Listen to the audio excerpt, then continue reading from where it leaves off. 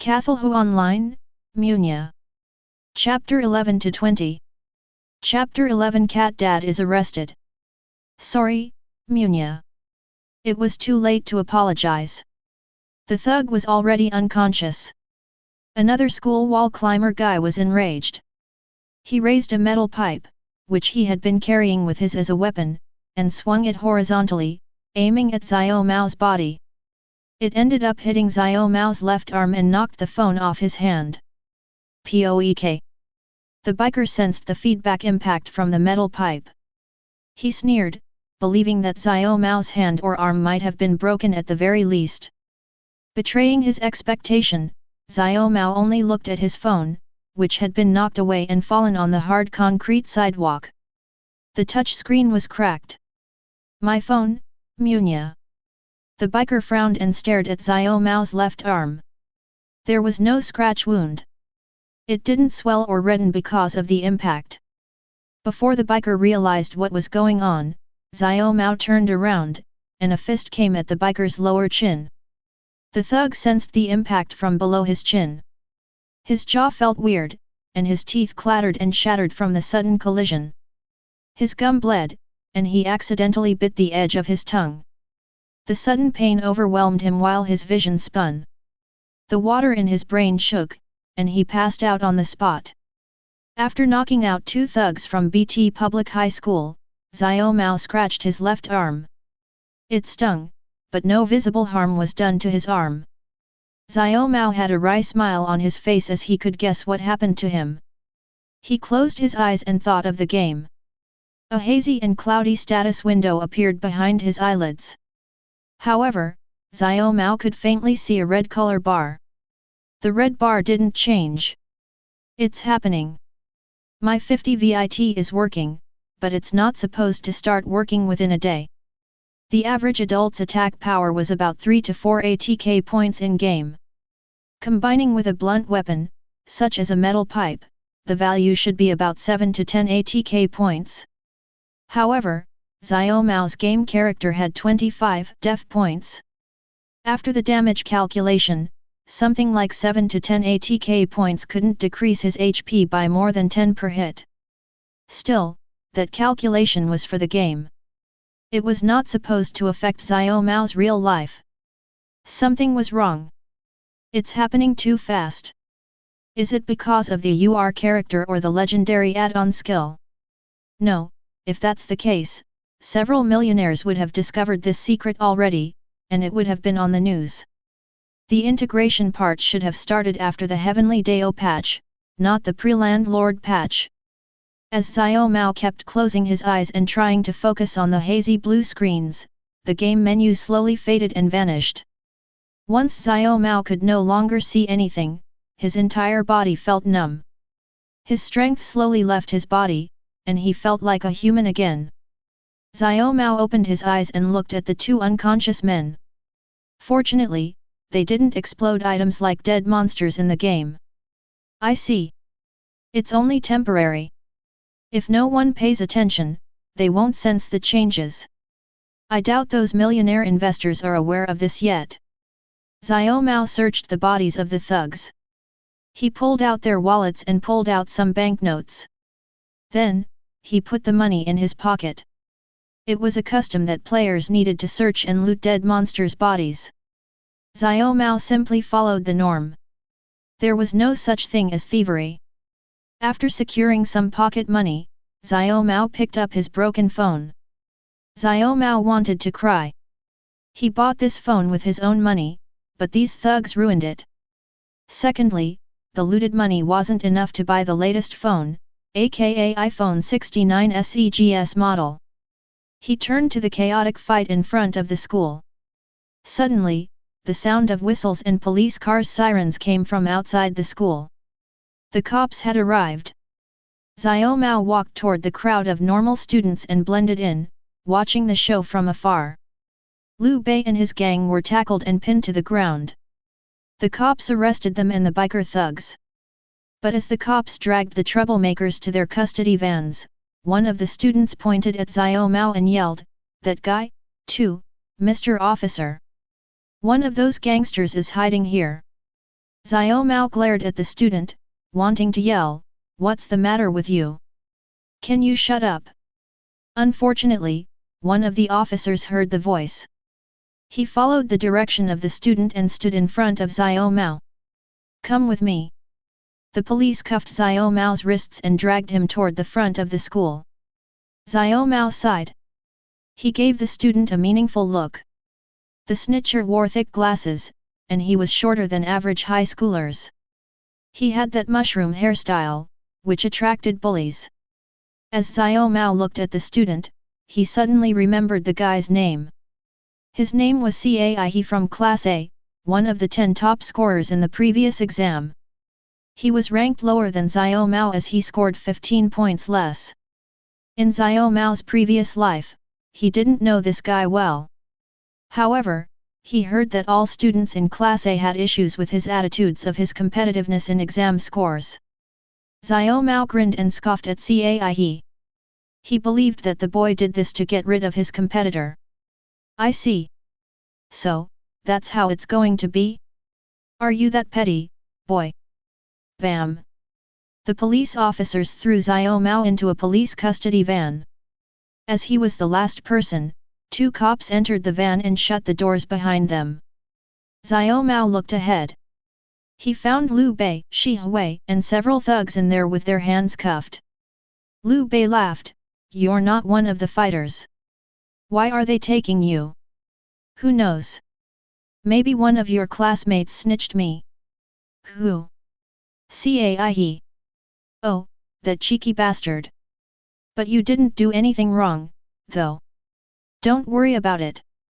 Xiao Mao had a wry smile on his face as he sat next to Liu Bei. As soon as he sat, one of the PT public thugs spat and yelled at Xiao Mao. "Boss! This guy knocked down our brothers. I saw him steal their money after they got knocked out." Shi Hui glared at Xiao Mao, but Liu Bei widened his eyes in astonishment. "I didn't know you were this good, bro. Much respect." Liu Bei gave Xiao Mao a thumbs up. "Return the money, or else." Shi Hui stood up and was about to jump Xiao Mao. Poek! Liu Bei kicked Shi Hui's stomach. The latter was forced to sit down.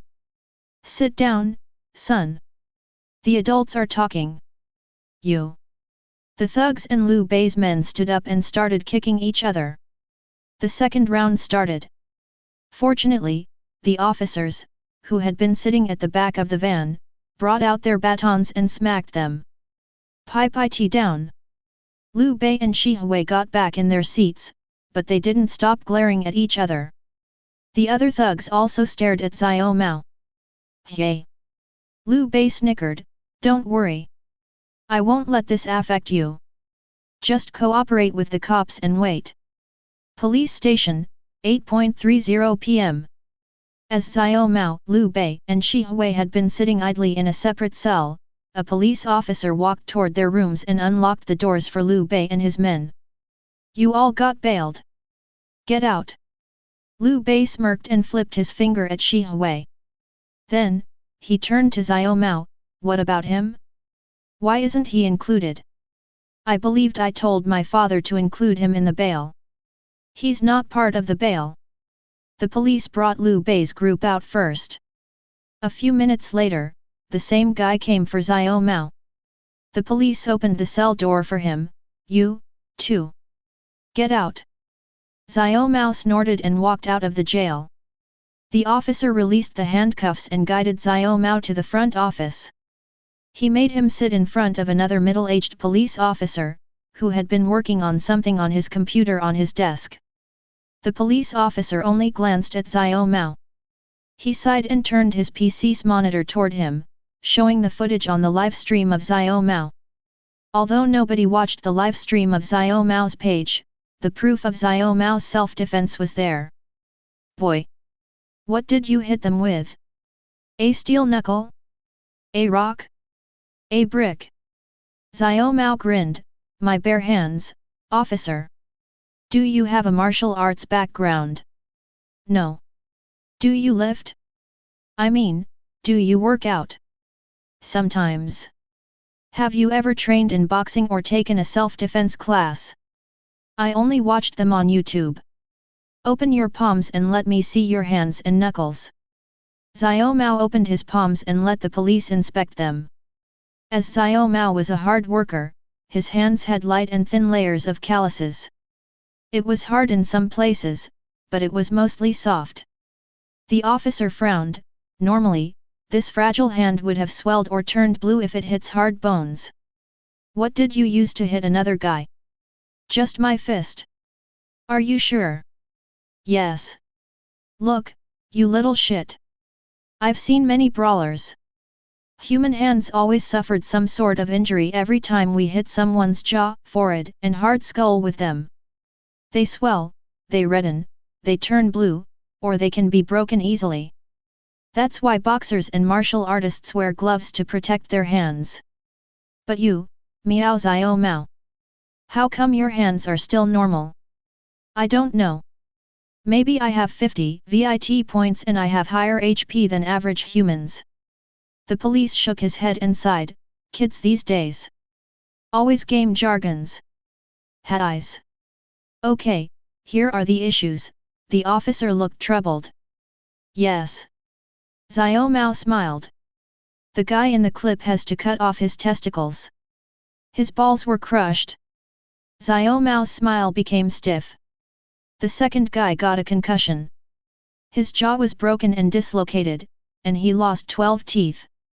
He hasn't woken up yet. Xiao Mao sweated profusely. Even if I can rule it as self-defense as the evidence showed, that was still excessive violence. It's enough to send you to a juvenile camp. It was an accident. That was an emergency since they had weapons, Munya. Xiao Mao sweated waterfall. 50 STR and 25 ATK power might be too much for them to handle. It was fortunate that they didn't die. I know, the officer grabbed the PC mouse and tabbed something on the keyboard. He stopped the voice recording app and turned off the hidden mic. The mayor phoned me and wanted me to release everybody from your school. You're lucky to have that guy's son as a friend. I'll discharge you just for this once since you have no criminal record and you have proof of innocence. Don't forget to pick up your phone from the front counter's officer. Thanks, officer, Munya. Don't end your sentence with weird words. I might send you to a mental hospital. Okay, Munya. Get lost. In front of the police station, a black Mercedes sedan with tinted windows had been parking as if the driver had been waiting for someone. A passenger's window was lowered, showing the face of Liu Bei. Get on, bro. Let my papa's men drive you home. Chapter 12 Cat Dad's Shamelessness. Xiao Mao reluctantly accepted Liu Bei's invitation. He got into the car and coughed, trying his best not to Munya. The driver and the black-suited man on the front seats were scar-faced middle-aged men, who seemed to be in a shady business. Xiao Mao's expression was stiff when he saw their faces through the rear mirror. Liu Bei noticed Xiao Mao's expression. He teased him, "Don't be afraid. They're very kind uncles. They don't bite." The driver looked at the rear mirror and beamed Xiao Mao with a bright smile, showing his golden canine teeth. "We don't bite. We only nibble. Ha ha ha. Uncle Jian, don't bully my friend." "Oh, hey, bro. Here." Liu Bei tossed a box at Xiao Mao. The latter caught it and looked at it. It was a brand new box of iPhone 69. "A gift from me. Didn't they break your phone? Isn't this expensive, Mun cough cough. Excuse me. Isn't this like 15,000 RMB for the latest model? Meh. My game guild can make that in minutes. You take it. You helped me beat up 2 of those BT buffoons. You can take it as compensation for your trouble." Xiao Mao was taken aback. He had only seen Liu Bei's brutal side in his previous life, and he didn't know that he could be this generous. Since life gave him a lemon, he should ask life for tequila and salt. "Thanks, Mun cough cough. By the way, what do you think about my medical fee?" Medical fee. You see, I got hit hard by a metal pipe. My arm hurts, and I'm planning to go to a hospital later for a checkup. I think my arm is broken, Munya. But you were okay back then. Ouch. It hurts. The delayed pain is killing me, Mew cough cough. Xiao Mao held his right arm and pretended to be in pain. He also struggled not to utter the Munya. Didn't you get hit on your left arm? Oh, right. Thanks for the reminder, Munya. Ouch. My left arm. It hurts. Liu Bei was astonished by the thickness of Xiao Mao's face. This new friend of his was too shameless. The two middle-aged men burst into laughter. One of them wiped their tear. Boss, this kid got the nerves of steel. Ah ha ha ha ha ha. Xiao Mao pursed his lips and tried to look as pitiful as possible. His puppy eyes reflected in the rear mirror, but it really hurts back then, cough cough. Ta ha ha ha ha. Look at this guy. The driver also cackled. He stomped on the brake panel and almost hit the car in front of him. Liu Bei sighed, friend, don't be greedy. You're not supposed to scam your friends. Xiao Mao dryly laughed, that was a prank. Don't worry about the detail, but can I have some pocket money, please? Am I your parent? Why should I give you the money? Because you're richer than me, and we're friends. Again, the two men in front were dying laughing. Forget it. Give back my phone. I changed my mind. Xiao Mao immediately hid the phone in his shirt. He hugged it and shook his head, nope. You've given it to me. It's mine now, Mun cough cough. The two adults laughed again. The driver held his stomach and hit the wheel several times as he couldn't take it. Young master, this is the best friend you have ever had. Da ha ha ha ha. The uncle in the front passenger seat also couldn't stop laughing, he's gold. He has my respect. Ha ha ha ha. Liu Bei was speechless. He snorted and leaned back. He also pulled out his wallet from his pocket and gave Xiao Mao a stack of cash, take it and stop pretending. Thanks. Xiao Mao took the cash and counted it. 100 bills of 100 yuan notes made it 10,000 RMB. That was enough for Xiao Mao to last another month without relying on his parents' allowance. Make sure to go see a doctor. Did you get COVID or something? You've been coughing. A few minutes later, Liu Bei's men dropped off Xiao Mao in front of Qin Yun's convenience store and drove away. In the car, the driver still chuckled as he found Xiao Mao interesting. Liu Bei was annoyed, what's so funny about him? Isn't he ballsy? Does he even know who you are? Probably not. I never told anyone about my father. Well, you should befriend him, the driver smirked while the man on the front passenger seat still suffered from the after effect. Him? That greedy bastard? I gave him a gift, and he asked for more. He's an ingrate. That's because he's honest, young master. Honest, my ass. He's shameless, arrogant, stupid, and moronic. Why should I befriend a fool like him? Do you think your henchmen at school dare to openly extort your money? They won't. None of them has the guts to argue with me. Is that so? Well, there's a friend that's gutsy enough to scam you, though. And your point? Young master. I'm in this business for decades. Do you know the most precious thing you can have? An honest friend, young master. I already have friends at school. If you refer to the henchmen at school or your subordinates in the game, those are not your friends, young master. They're leechers that pretend to be loyal. But when you're down, they will step on you without hesitation. Young master. People wear masks in society. They pretend, they act, they scheme behind our back, and they secretly do things to satisfy their selfish desire. You should know that best since you are running a game guild. Yeah. They do.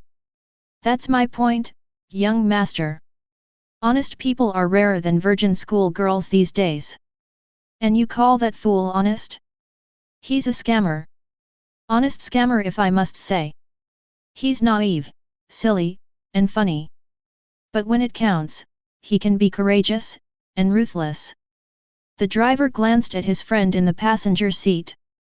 The latter passed his iPad, which displayed the image of a document. What's this? We asked the police to investigate your friend's background and find out what he did. Look what we found. Liu Bei read the document in the image. Xiao Mao's father was the security director of Pangu Incorporate while his mother was a refugee from another country. Their wealth and social status were above average.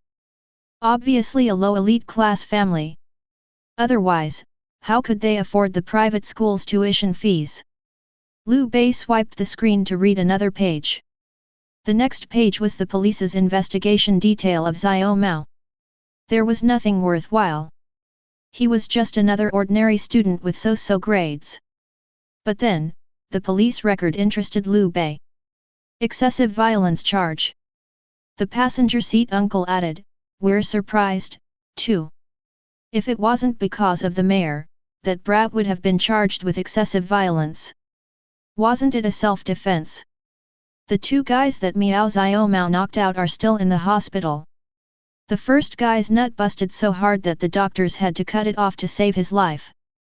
The other one got a concussion and a broken jaw. He's now a sleeping prince. Isn't that a normal occurrence in fights? He might have attacked them too many times. We have the CCTV camera footage from your school. He defeated those two men in 2 moves. Hey! He defeated them in 2 punches, young master. Again, this is advice from your senior.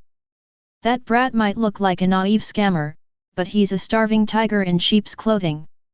This type of person is goofily honest in front of their friends. But in fights, they can be vicious. And that comes to our advantage, young master. I'm listening. Because he's greedy, you can seduce and control him with wealth or woman. And because he's dead honest and shameless, you can tell what he is thinking through his actions. Once he joins your game guild or becomes our brother, he will become a reliable comrade. You can also let him work as your bodyguard at school or train him as a hitman. Isn't he better than those idiotic grunts that only know how to fight and bully the weak? Liu Bei widened his eyes and reread the report that the police station had sent them. After rereading the detail 3 times, Liu Bei smirked, "You're right, Uncle Jian. An honest and courageous scammer is better than pretentious leechers." Even though Xiao Mao came to work late, Qin Yun didn't mind. After all, Xiao Mao was wrongly arrested by the police. In the convenience store's staff room, Qin Yun complained to his employee, "Don't get involved in a fight. Haven't I told you that? But they're armed, Mu ahem." "Oh, never mind then," Qin Yun coughed. "So, did you win?" "Yes." "How many did you take down?" "2, Muv." "Were you harmed?" "Only my phone is broken, Munya." "Munya. I mean, my phone costs money," Mu cough. "Good. Well done," Qin Yun laughed and patted Xiao Mao's back. "Now, go back to your duties. I'm clocking off now.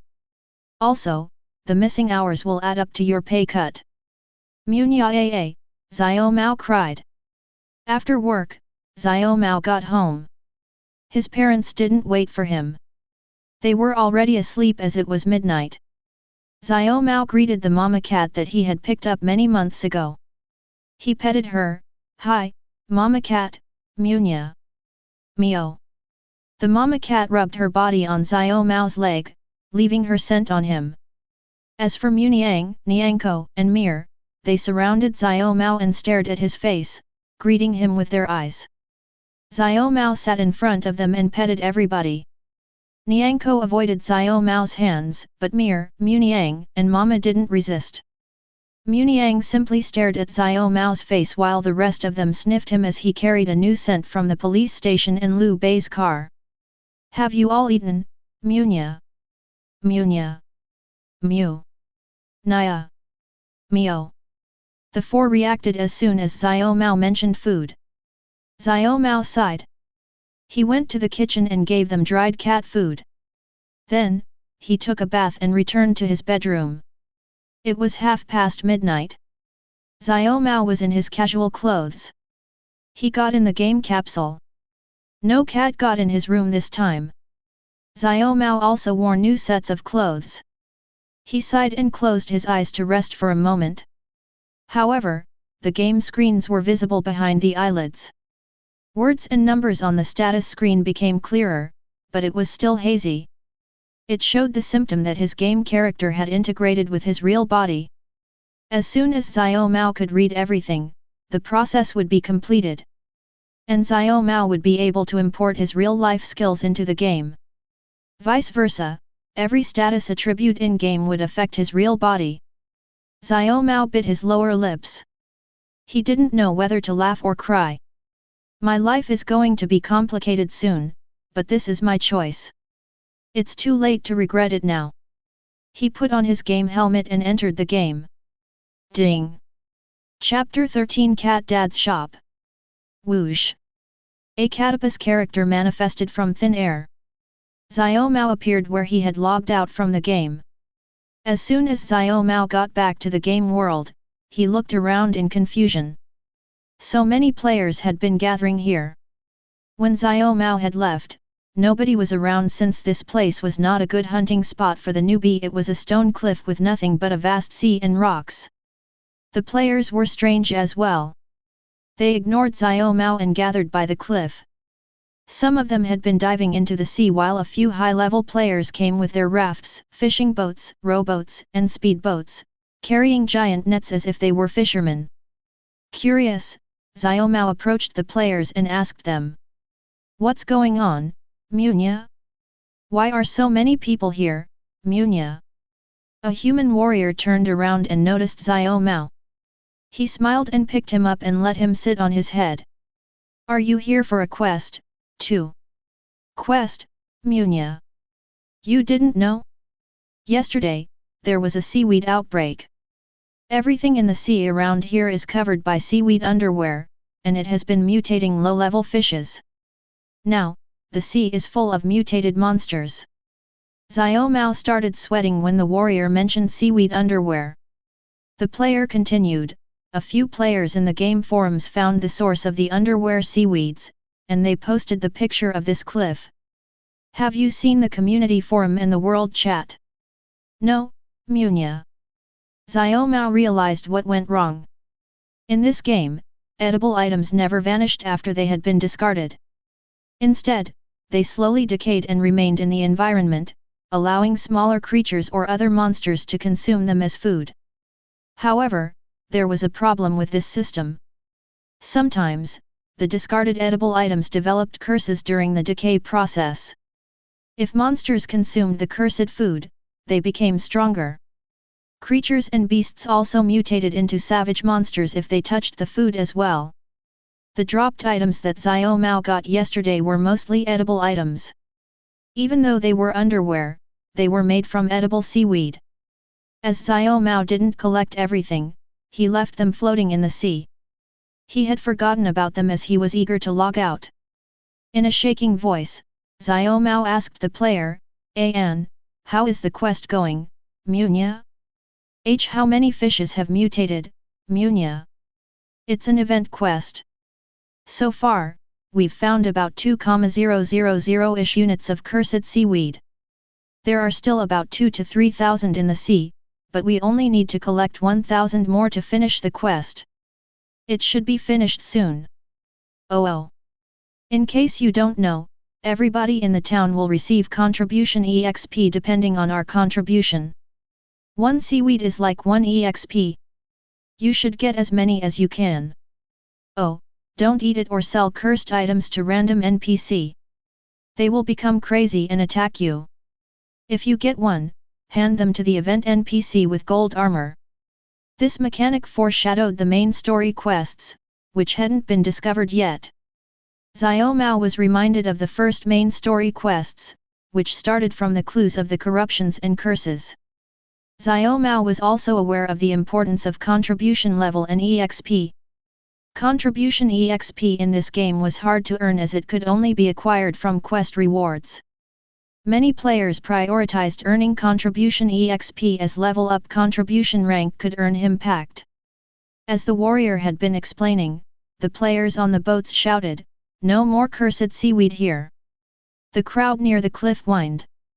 They sighed and began leaving the area. As for the players on the boats, they navigated their ships away from the cliff. The warrior also put Xiao Mao down. "Welp, the fun is over. The other seaweeds are probably somewhere in the ocean. Only those guys with speedboats can find them." "Too bad, Munya." Xiao Mao was relieved. At least, these people didn't come here to fight for hunting spots around here. I wonder how many monsters are in the sea now. He ignored the local event and rechecked his items in the inventory. The quest items were still there, including the new cleaver and walk shield. Since Xiao Mao had no other business here, he rushed back to the city. He hoped that the NPC's quest was still there. He jumped into the sea right away. For Xiao Mao, traveling in the water was faster than running on land because of his short tentacle legs. Strangely, with more STR attributes, he could exert more tentacle strength. His tentacles could propel him better in the sea, but he still struggled to fight the sea current. Unless Xiao Mao had more AGI and Dex, his traveling speed would still be as slow as a turtle. "I'll boost my AGI and Dex with fishes after the quest delivery." Pang Pang's Inn. Xiao Mao finally reached the inn after swimming in the sea for 50 minutes. He dashed from the beach to the city. While his fur was still soaked in seawater, he jumped on the counter, wetting the wood furniture of the inn. "Message seaweed is here, Munya." The NPC, Pang Pang, widely smiled at Xiao Mao. He gave him a towel to dry his fur. "Please place the message seaweed on the tray." Pang Pang pointed at the large plate on the counter. Xiao Mao put 100 message seaweed on the plate next to him. Although he was wet, the items were dry. Pang Pang counted the seaweed with his eyes. He petted Xiao Mao and gave him a piece of paper. "Thank you, my little friend. As promised, I'll give you the recipe." Ding! Pang Pang has a favorable impression of you. Current favorability, 2 stars. Xiao Mao purred in happiness as he read the recipe. It required 1 piece of message seaweed, any salad dressing, and 3 kinds of vegetables. The result of the food depended on the vegetable combination. Unfortunately, only NFT characters with related life skill could use this recipe at the moment. If Xiao Mao wanted to use it, he needed to wait until his real body and game character were completely integrated or assimilated. Xiao Mao glanced at Pang Pang. The innkeeper only smiled, but there was no other quest remaining for him to do. As Xiao Mao had nothing to do here, he excused himself and left the inn. He rushed toward the marketplace at the town plaza, where many players loved to gather. Once again, as soon as Xiao Mao appeared in public, female players flocked around him and petted him, messing with his fur. Xiao Mao got through the crowd. He found an empty opened cardboard box and sat in it like an abandoned cat. Then, he opened a private stall and created a public sign on top of his head. "Barter trade. We'll trade monster cards with fishes. No petting allowed. Accepting cat food as tributes." The game shop menu that Xiao Mao created only contained 2 stacks of items: nephew seaweed card and niece seaweed card. A total of 998 of them was in stock. As for the other 2, Xiao Mao had already put them in his encyclopedia book. Only players with at least 5 blue rarity fishes could exchange them for one of the cards. As soon as the shop was opened, several players came to look and pressed the sign on top of Xiao Mao's head. Then, their game panels showed the items that Xiao Mao had. "Oh, monster cards for blue fishes. Are you sure, kitty? Monster cards are rarer than blue ingredients." Xiao Mao pretended to act cute and meowed, "Cards are worthless to me, Munya. Give me fish or feed me, you peasants, Munya. The surrounding players laughed. He's so cute. Damn. Are you role-playing a cat, bro? You're pretty good. Although they said that, only a few of them had a rare fish in their inventory. After all, not all players were interested in fishing or found rare fish from monsters. The majority of them only browsed Xiao Mao's shop and gifted him some pet food. But soon, several players, who had been participating in the seaweed event quest, returned to the market. One of them randomly checked the local players' shops to see what was in store for fun. Then, he found Xiao Mao's store, which required blue rarity fish to trade instead of gold coins. One monster card for 5 blue fishes? That's quite expensive. These monster cards are low level, too.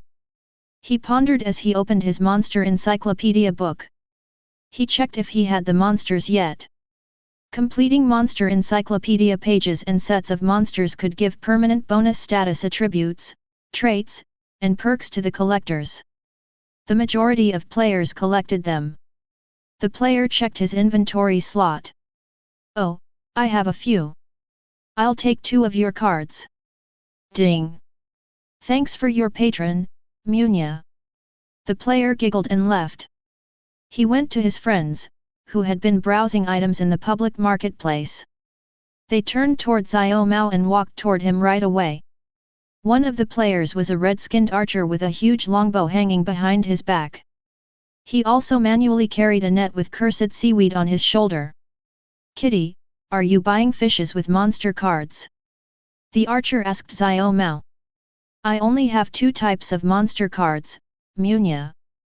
Do you have fishes, Munya? I do. How many cards can you give me? If they're blue rarity fishes, 1 card per 5 fishes, Munya. Kinda expensive, but whatever. The player sorted his game inventory slots for a few minutes. Then, system notification windows appeared in front of Xiao Mao. 30 fancy fishes entered Xiao Mao's inventory. He grinned from ear to ear. Thanks, Munya. Wait here. I have several friends that don't know what to do with their raw fishes in their warehouses. 10 minutes later, a dozen players came to the marketplace.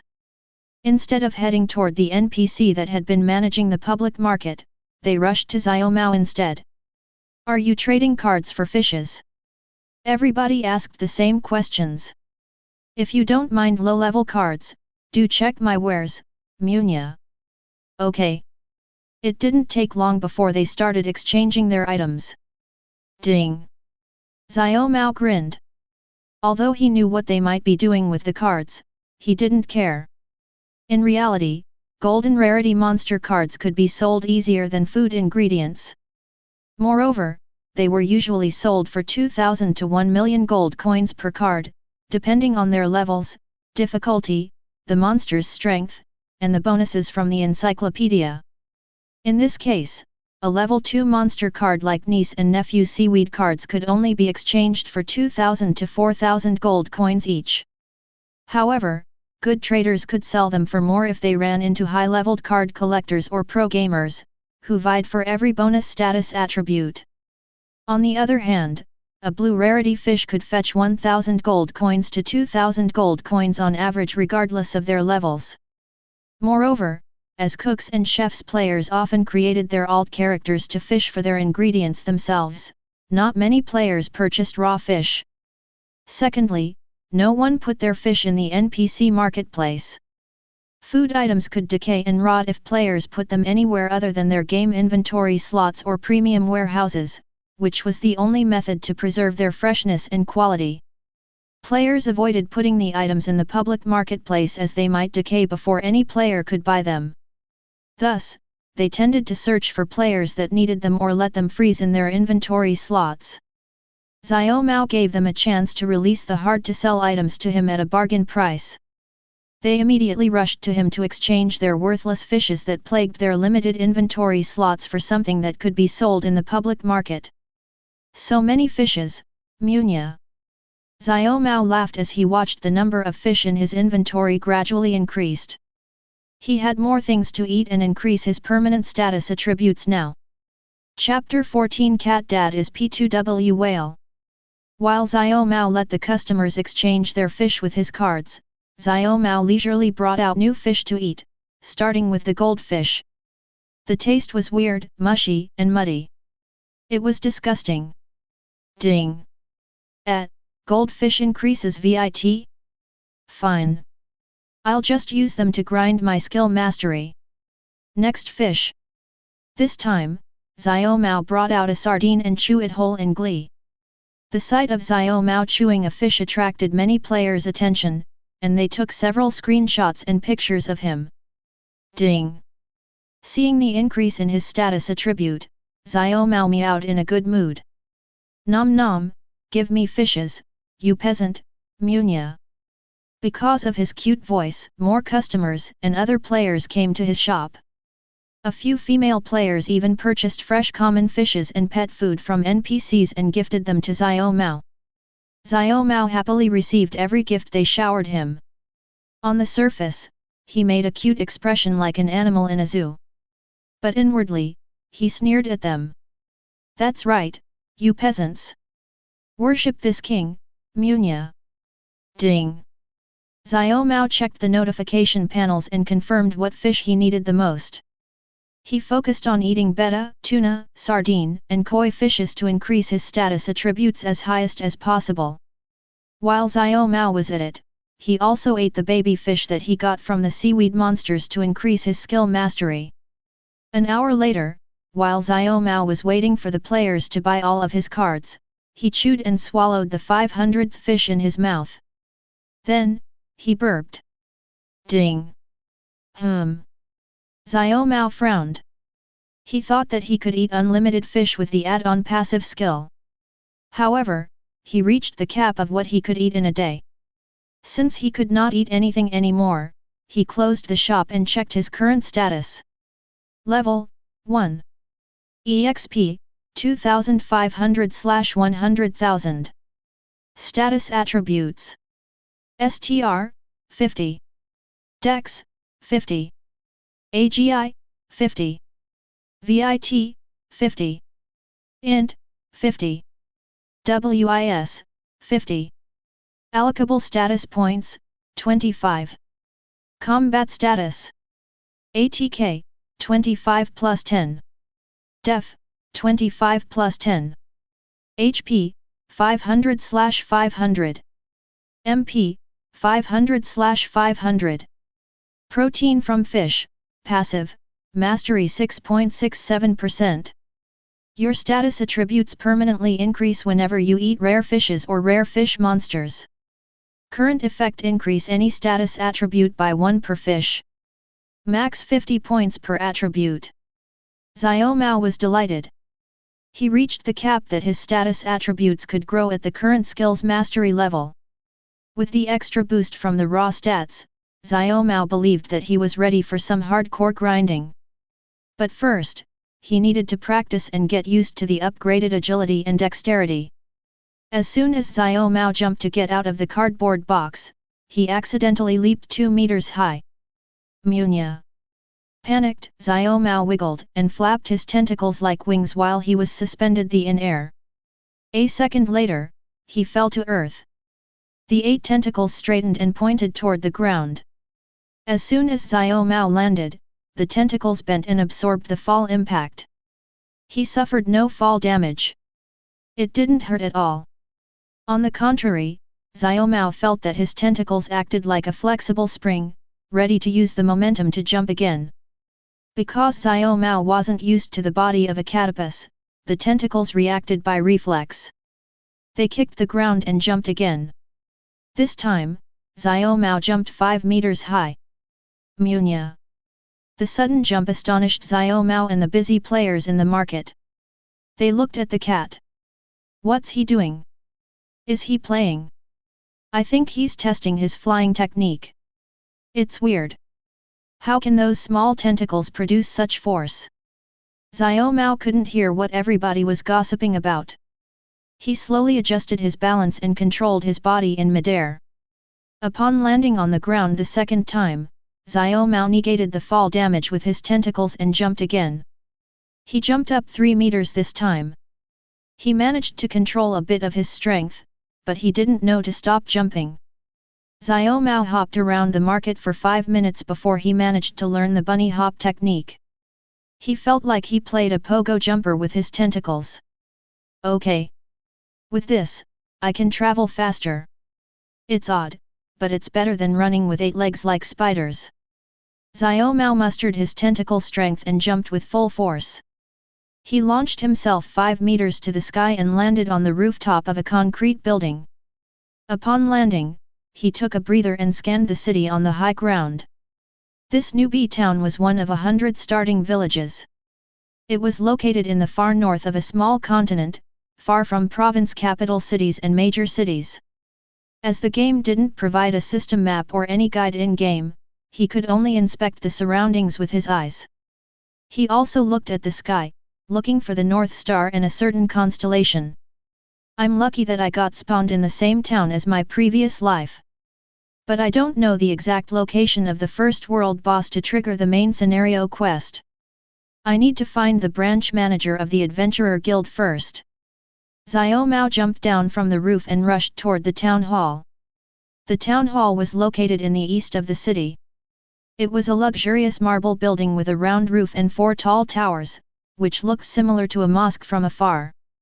Over 1,000 players crowded in front of the building. They formed queues and waited to take to the NPCs, who had been sitting behind long counters inside the town hall. The end of the queue held a wooden sign "End of queue here" to inform other players that they needed to go there if they had any businesses with the town hall NPCs. Xiao Mao didn't join the queue right away. He hopped on a lamp post to look at everyone from above. Oh, look! A cat! One of the players spotted Xiao Mao. Yet, not many people paid attention to Xiao Mao or the girl as they were minding their businesses. Xiao Mao also ignored his fans. He calmly opened the game's cash shop to search for a specific item to buy. What Xiao Mao was looking for was the Town Hall pack, which enabled him to use the premium warehouse of the Town Hall. However, before he searched for the items, he checked the discount promotions on the front page. And he found what he had been searching for. Premium Adventurer Package, VIP. By purchasing this package, you will get the following items. 1 Premium Adventurer Backpack, permanent. 2 Premium Adventurer Warehouse, permanent. 3 Premium Adventurer Guild Pass, permanent. 4 Premium Merchant Guild Pass, permanent. 5 Premium Labor Guild Pass, permanent. Discounted price 88,888 packed. Premium Adventurer Backpack, permanent, consumable. Normal price 30,000 packed. Upon consumption, permanently unlock Premium Backpack, allowing your character to have 100 extra inventory slots. Premium Adventurer Warehouse, permanent, consumable. Normal price 30,000 packed. Upon consumption, permanently unlock Premium Warehouse at every town hall. Players can access their Premium Warehouse in every city, town, and village, and the warehouse can store up to 1,000 types of items. All equipment, bound items, quest items, and unique items cannot be stored in the Premium Warehouse. Premium Adventurer Guild Pass, permanent. Normal price 20,000 packed. This Guild Pass is bound to the character. Can be stored in Premium Backpack. If you carry this pass with you, you can accept public quests from every city, town, and village's Adventurer Guild. Quest difficulty, ranks, and rewards depend on your quest records, level, and performance. Premium Merchant Guild Pass, permanent. Normal price 20,000 packed. This Guild Pass is bound to the character. Can be stored in Premium Backpack. If you carry this pass with you, you can accept commission quests from every city, town, and village's merchant guild. Quest difficulty, ranks, and rewards depend on your quest records, level, and performance. Premium Labor Guild Pass, permanent. Normal price 20,000 packed. This Guild Pass is bound to the character. Can be stored in Premium Backpack. If you carry this pass with you, you can either employ slaves or register official slaves at every city, town, and village's labor guild. Note: you need a proper resident for your slaves. Please consult the local mayor, castellan, or noble of your affiliated city for more information. Xiao Mao sighed. He had expected this, but it was still expensive. Extra inventory slots weren't that necessary, but they were nice to have. Soon, Xiao Mao would need them to store more items, as 100 inventory slots would never be enough for mid-game and late-game content. However, the other 3 items on the list were a must-have if a player wanted to play this game for years, as players needed them to access some features in the game, such as Adventurer Guild, Merchant Guild, and Labor Guild. The Adventurer Guild gave random daily quests, weekly quests, and monthly quests to players. This was the main source of contribution EXP. The Merchant Guild, on the other hand, was the main source of gold coins, as they gave out money-making commissions, such as escort missions, delivery missions, or crafting missions. They also provided daily quests, weekly quests, and monthly quests like how adventurer guilds did. The Labor Guild was their official name, but players called them Slave Guild. They sold slaves to players, and players with a slave management-related job could bring their captives to brand and register them as official slaves. They could even auction pets, humanoid slaves, or tamed monsters by using the Labor Guild as a medium. In short, getting all of them would make Xiao Mao's life a lot easier in the game. These were true P2W items that he needed. Although there were cheaper versions of these items, such as 7-day, 30-day, 60-day, 90-day, or 180-day versions, Xiao Mao wasn't interested in them, as the expenditure for extending the expiry dates in the future would be more expensive than buying the permanent ones now. Xiao Mao gritted his teeth and looked at his remaining token balance. 90,700 packed. Munya. Xiao Mao cried. He pressed the purchase button and sobbed as he watched his money flying away. Cha-ching. 1,812 packed remained. It's all right. It's a long-term investment.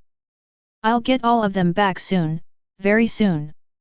Xiao Mao pressed the Premium Adventurer Backpack and Premium Adventurer Warehouse items in his inventory and activated them.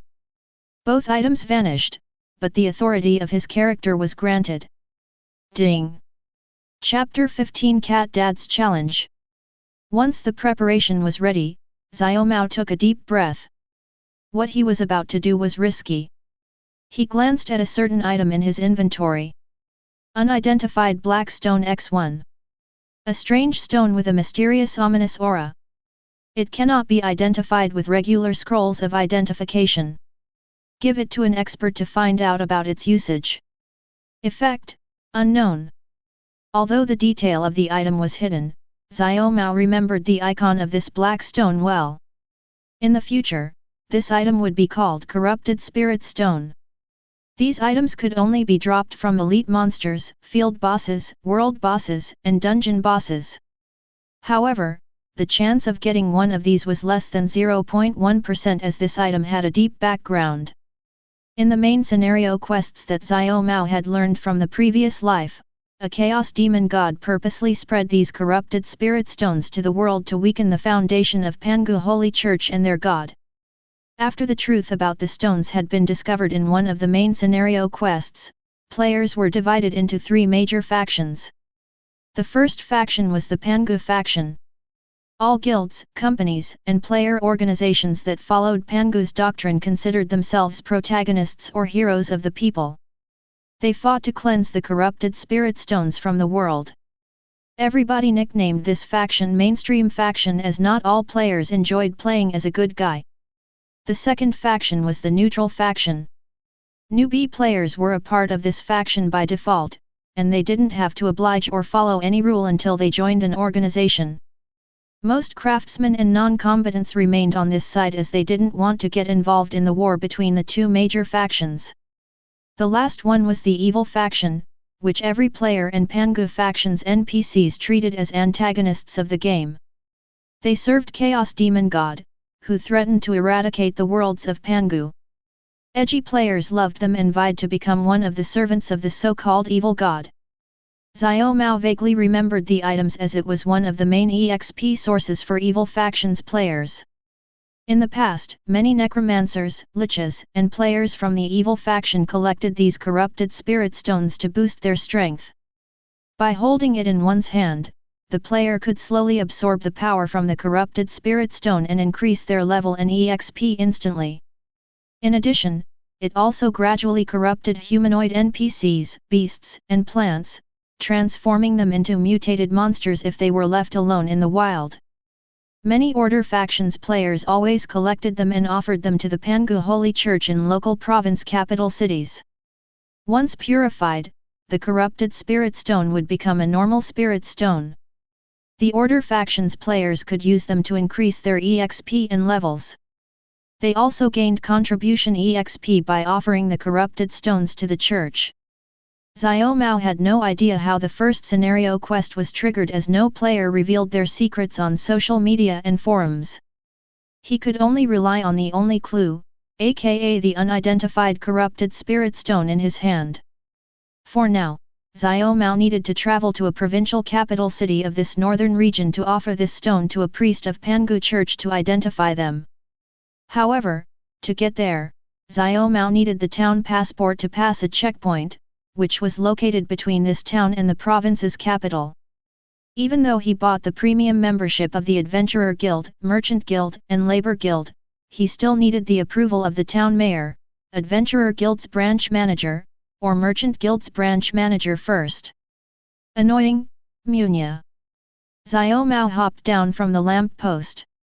He jumped and walked toward a golden counter, which belonged to the locals' Adventurer Guild. A dozen players had been queuing and waiting for their turns to talk to the adventurer's receptionist NPC. Everyone also held either a quest paper or bags of quest items. Xiao Mao went to the last person with the last queue sign. He meowed at him. "Give the sign here, Munya. I'm after you, Munya." The player was surprised and turned around. However, he couldn't see anyone behind him. "Look down, Munya." "Oh." The player looked down and found the head-sized catopus with chubby tentacles. Nobody could hate a cute creature like a catopus. He squatted and petted Xiao Mao. "This is the line for Adventurer Guild. Have you bought the Premium Adventurer Pass?" "I have one, Munya." "Good. Make sure that it hasn't expired yet. Otherwise, the NPC will shame you in public." "I know, Munya." Xiao Mao snorted as he didn't buy the temporary ones. He had the permanent pass. "I'll hold the sign since you're too short. How about I sit on your head and raised the signboard, Munya?" "That's fine, too." Ha ha ha. The player was kind. He allowed Xiao Mao to sit on top of his head and passed the signboard. Xiao Mao raised the wooden sign with two chubby tentacles. He waved it around to kill time. Unfortunately, his action attracted animal lovers again. Many free players swarmed around Xiao Mao and took several screenshots. "So cute. Give me blue fish if you like me, Munya." Cha-ching. Cha-ching. For some reason, female players gifted Xiao Mao several blue rarity fishes for free. He also collected everything and purred a few times to give them a fan service. After a while, more players queued behind Xiao Mao and got in the way of Xiao Mao's fans. The cat lovers stopped petting him and dispersed. Xiao Mao managed to pass the wooden sign to another player. He let out a sigh of relief. "You're quite popular, hey?" The guy that Xiao Mao had been sitting on laughed. "If you have a cat avatar, everybody will love you, Munya." "Yeah, I wish I had one. How much does it cost for your NFT?" 300 packed, first roll, Munya." "Is it good, Munya?" "Get the heck down, you cheeky cat." The player put Xiao Mao down. He turned around and snickered. "Next please." It was the guy's turn. Xiao Mao would be next. "It was nice talking to you. See you later." He didn't even bother sending a friend request to Xiao Mao. He rushed to submit his quest and grabbed the gold coins on the table. Xiao Mao also didn't care about the guy. He only remembered that the player wore a cloak with a claymore sword insignia, which was a symbol of a player's guild. Next please. It was Xiao Mao's cue at last. Xiao Mao rudely hopped on the counter and stared at the receptionist. Normal players wouldn't do this. However, Xiao Mao was a catapus, so he could act like a jerk, and nobody could get angry at him. I'm here to register my name to the guild, and I wish to request a passport, Munya. The receptionist smiled at Xiao Mao. She glanced at Xiao Mao's name and spotted the active buff icon in front of his name. The icon was a sword and a wing. It was the symbol of the premium adventurer buff. Upon confirming Xiao Mao's status as a premium user, the receptionist widely smiled. Please fill in the registration form. Also, what is your current level? 1, Munya. The receptionist's smiling face turned stiff. Her warm expression became cold. Your level must be over 10 before you can apply for a town passport. Please come back when you're stronger, okay? I will also use my right as a premium adventurer to participate in the guild challenge, Munya. There were 5 ways to acquire the right to cross checkpoints and borders in this game. The first way was the slow but sure way. The players simply needed to complete 100 quests that the townsman, adventurer guild or merchant guild had issued. Then, the players could freely travel anywhere in the province. The second way was another steady way. The player's contribution level must be higher than 5. Then, the player could permanently acquire the rights to use the trade routes from this town to the other cities or regions by paying pact. After the trade routes, cities, and regions had been unlocked, the players could access the regions without a passport. The third method was the outlaw way. Players could simply sneak through borders, checkpoints, or gates without getting caught by the border NPCs. Players with passports could even smuggle fellow players by using vehicles or cargo horse carts to cross the checkpoints. However, if they were found, a bounty would be put on their heads, and other players would be able to accept the bounty quests from the Adventurer Guild to hunt them down for rewards. The fourth way was the simplest way. Players simply needed to increase their levels to the minimum requirement, which was level 10 for this town. However, the method that Xiao Mao picked was the worst method. Xiao Mao needed to prove his capabilities by taking on one of the guild's tests. The receptionist narrowed her eyes. Are you sure? Yes, Munya. Okay. The receptionist stood up. She walked toward the back and notified a warrior, who had been sitting at a table with his party members. The warrior was a muscular man in leather armor. He was as tall as the biker gang leader, and he carried a bastard sword behind his back. He stared down at Xiao Mao. Are you sure that you want to take on the guild challenge? Yes, Munya. You sure are ballsy for a kitten. What kind of challenge do you prefer? Strength, speed, defense, magic, or crafting? Combat, Munya. At that moment, all NPCs in the town hall stopped what they were doing and looked at Xiao Mao. The warrior smirked. Come with me to the courtyard. The NPC led Xiao Mao to the back of the town hall. It was a training area with dummy scarecrows, an archery range, a track field, and a stage for sparring. The warrior got on the sparring stage. He waved his hand and gestured for Xiao Mao to get there. Come here, you little kitty. This daddy will show you that you shouldn't underestimate the world. Chapter 16 Cat Dad is a bully. Xiao Mao hopped on the stage. He glanced at the warrior's name and level. Harry Cox, level 10. What a typical NPC's name. Does the game developer use a name template or something to come up with an immature name? Xiao Mao confronted Harry. He brought out the walk shield. An ordinary NPC in newbie towns like Harry had similar status attributes as common NFT characters. As level 1 common characters started out with only 5 allocable status attributes, their total attribute points were always 11. As they leveled up, they gained more allocable status points. Common characters gained 5 points per level up. Uncommon characters gained 10 points per level up. Rare characters gained 15 points per level up. Super rare characters gained 20 points per level up. And ultra rare characters gained whopping 25 points per level up. This disparity between P2W characters and common characters would become clear when the characters reached a high level. As for Harry, he was on the common tier.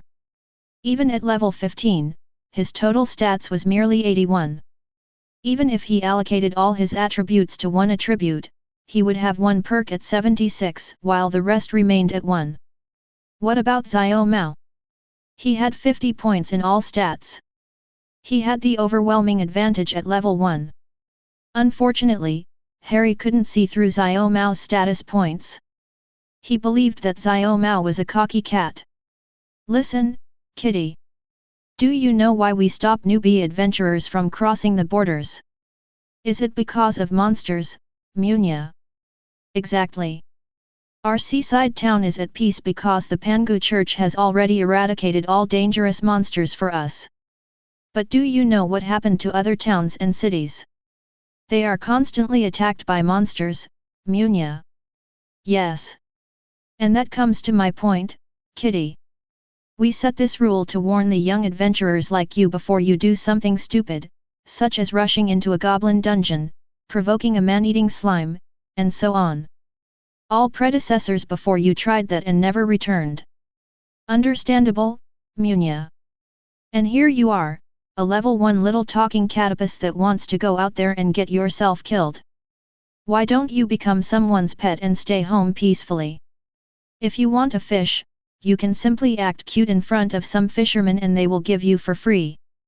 Not interested, Munya. Harry's expression turned solemn. I'm doing this for your own good. But I'm in a hurry, and I'm confident in my abilities, Munya. Harry nodded. He walked toward a weapon rack and picked a wooden long sword. Then, he returned to the stage. Since you insist, I'll teach you the danger of our harsh world. If you can't defeat me, you can't go out there. Ding! Personal quest, newbie graduation. Before you can spread your wings and move out of the non-aggression area, you need to prove that you're capable enough to protect yourself from local monsters, dangerous beasts, and unfriendly players. The test is simple. Defeat Instructor Harry Cox and show him who's the man and who's the kitty. Quest objective: defeat Harry Cox in a sparring match by decreasing his HP by half. Failure condition: lose the sparring match. Reward: unknown. Failure penalty: Harry Cox will personally coach you for 1 week. Xiao Mao closed the quest screen. He took his time and wiggled his tentacles, walking toward Harry. Harry sighed as he didn't want to bully the cat. He walked toward Xiao Mao and bent his right foot, preparing to softly kick Xiao Mao. Too slow, Munya. Xiao Mao suddenly kicked the ground and jumped while he used the walk as a helmet. Catapus headbutt. Bonk. The walk hit Harry's chin and knocked him backward. 15 damage. The HP bar of Harry decreased by 10% in one hit. Xiao Mao's head also received damage as his head hit the metal surface of the walk as well. The impact made Xiao Mao dizzy. He struggled to adjust his posture in mid-air. Meanwhile, Harry regained his composure. He looked left and right, searching for the little catapus. But the catapus had jumped too high. He was above Harry. By the time Harry realized it, Xiao Mao's tentacles extended and coiled around his head. His butt sat on top of his eyes. Xiao Mao was still dizzy. Because of the fish that he ate, he felt like he needed to take a hard dump. Pooh! The old habit died hard. He accidentally farted. As a catapus, farting was another form of attack command. His body automatically fired black ink from his octopus mouth. Just like that, Xiao Mao inked Harry's face. The black liquid got into Harry's eyes. My eyes! Ding! Xiao Mao came back to his senses. He looked at Harry, whom he had caught with his chubby tentacles. Oh, look, Munya. I win, Munya. Xiao Mao raised the wok and smashed the poor guy's head over and over. Bonk. 15 damage. Bonk. 15 damage. The damage was not high, but it was enough to stun Harry. After 3 hits, Harry grabbed Xiao Mao with one hand and tried to yank the cat off his face. Stop. Stop. Give up, Munya. Bonk. 15 damage. After 3 hits, Harry's HP bar was decreased by 40%. Harry panicked. He shouted, I give up. I give up. Stop. Bonk. 15 damage. Harry spoke too late. Xiao Mao bonked him the 4th time and decreased Harry's HP by half. Harry was knocked out. He fell to the floor, and he saw stars orbiting around him. Xiao Mao got down from Harry's face. He proudly raised the Fuyo wok. Victory, Munya. Ding. Even though the quest was completed, Xiao Mao didn't get the reward instantly. He looked at Harry. The guy was still unconscious. Whoops, Munya. 10 minutes later, Harry came back to his sense and found himself in the town hall's infirmary. The workers had carried Harry here, and they were waiting for his evaluation of Xiao Mao's abilities. Xiao Mao was also there, waiting for the Adventurer Guild to issue a passport for him. Harry scratched the bumps on his bald head. He grumblingly groaned, that doesn't count. That was dirty, you little cat. Xiao Mao rolled his eyes, do monsters out there waiting for you to get ready, Munya? I kicked your butt with my skills, Munya. Harry was speechless. He sat up and glared at Xiao Mao, unable to accept his defeat. Again. Let's do it again. That one doesn't count. We didn't actually cross swords. Does it even necessary, Munya? It's like you're asking me to stay still, so you can hit me first, Munya. Look at me. Do you think I'll come out unharmed if your sword hit me, Munya? Earlier, you also tried to soccer kick me. I would have died, Munya. The guild staff and the nurse also gave Harry a disapproved look. One of them approached Xiao Mao and hugged him as if he had done nothing wrong. One of the infirmary nurses glared at Harry, are you bullying the poor cat, Mr. Harry Cox? And no. I would never. Ahem. While Harry was flustered, an elderly man in medieval nobleman clothes coughed. He held a cane and carefully stepped forward, approaching Harry's bed. Be branch manager. The elderly man was the Adventurer Guild's branch manager.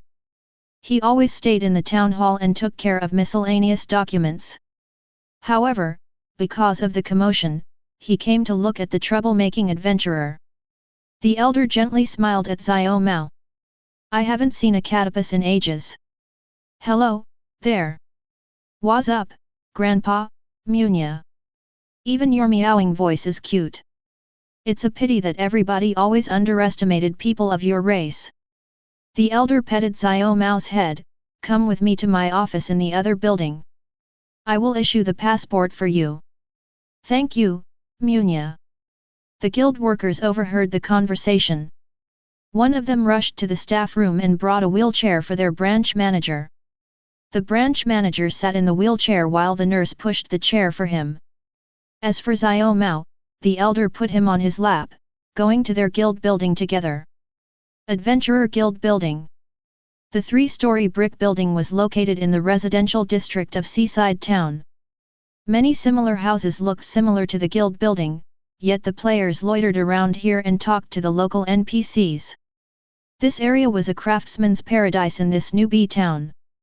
Several of them gave mundane daily quests to players, such as chimney cleaning jobs, finding pets jobs, farming jobs, or procuring crafting materials.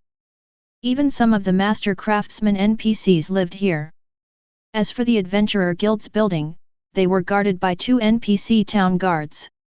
This place didn't allow any player inside as it was for storing documents, items, and monster parts that the guild had accepted from the adventurers. The branch manager and Xiao Mao entered the private office on the top floor. Xiao Mao jumped off the elder and sat on the marble coffee table. As for the nurse, she excused herself after she helped the elder sit on his office seat. "Well, little friend. Why are you in a hurry to leave if I may ask?" The elder smiled while he chose a jade plate from the drawer. "I'm visiting the Pangu church, Munya." "Oh? I've never seen a piety catapus before. Are you worshipping Pangu god?" "Not really. It's just a business trip, Munya." "That must be urgent." "Sort of, Munya." "I see. Last question." The elder smiled.